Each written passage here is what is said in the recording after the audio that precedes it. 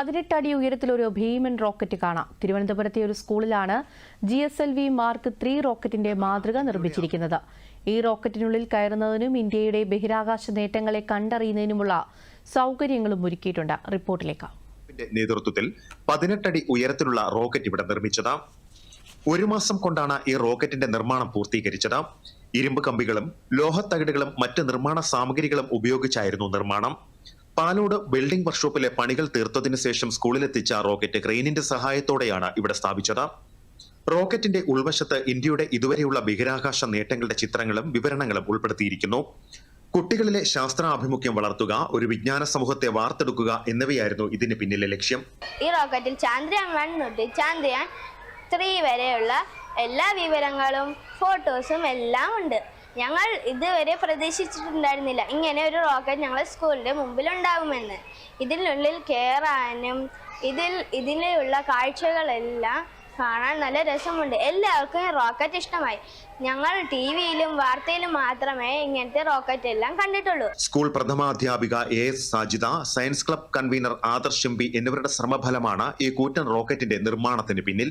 ചാന്ദ്രദിനവുമായി ബന്ധപ്പെട്ട് സാധാരണ റോക്കറ്റൊക്കെ പല കുട്ടികളും നിർമ്മിച്ചുകൊണ്ട് വന്നു. അപ്പൊ ഇത്തവണ കുട്ടികളുടെ ആഗ്രഹം നമ്മുടെ സ്കൂളിൽ ഇത്തരത്തിലുള്ള ഒരു റോക്കറ്റ്, അപ്പൊ അവർക്ക് റോക്കറ്റ് നേരിൽ കണ്ടിട്ടുണ്ട്, മോഡലൊക്കെ അവർ ഉണ്ടാക്കി കൊണ്ടുവന്നിട്ടുണ്ട്. അപ്പൊ അതിൽ നിന്നാണ് ഇത്രയും വലിപ്പത്തിലും ഉയരത്തിലും ചെയ്താൽ മാത്രമേ അവർക്ക് റോക്കറ്റിന്റെ ഉള്ളിൽ പ്രവേശിക്കാൻ പറ്റൂ. അപ്പൊ അത്തരത്തില് ഒരു കുട്ടി റോക്കറ്റിനകത്ത് കയറിയാൽ പുറമേ നിന്ന് കാണുന്നതിന് വേണ്ടിയാണ് ഈ റോക്കറ്റിൽ തന്നെ ഫ്രണ്ട് ഏരിയ ഒരു ഗ്ലാസ് പോർഷൻ കൂടെ കൊടുത്തിട്ടുണ്ട്. അപ്പോൾ ഒരു കുട്ടിക്ക് അതിൻ്റെ അകത്ത് കയറിയാൽ മറ്റൊരാൾക്ക് കയറിയാൽ കാണാൻ സാധിക്കും. ആ തരത്തിലാണ് ഇതുണ്ടാക്കിയത്. അവരുടെയും കൂടി വലിയൊരു ആഗ്രഹമായിരുന്നു ഇത്തരത്തിലൊരു റോക്കറ്റ് ഉണ്ടാക്കണമെന്ന്.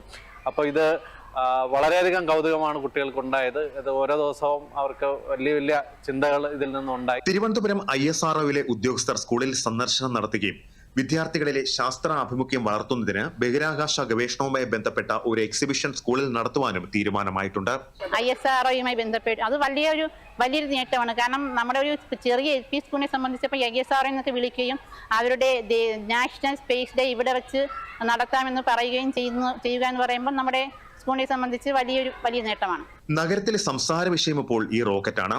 ഇനി റോക്കറ്റിൽ കയറാൻ ആഗ്രഹമുള്ളവർ നേരെ ഇവിടേക്ക് വന്നോളൂ. GSLV റോക്കറ്റിൽ കയറി സെൽഫിയും എടുത്ത് ബഹിരാകാശ നേട്ടങ്ങൾ മനസ്സിലാക്കി ഇവിടെ നിന്ന് മടങ്ങാം. Sathyaraj, DD news, Thiruvananthapuram.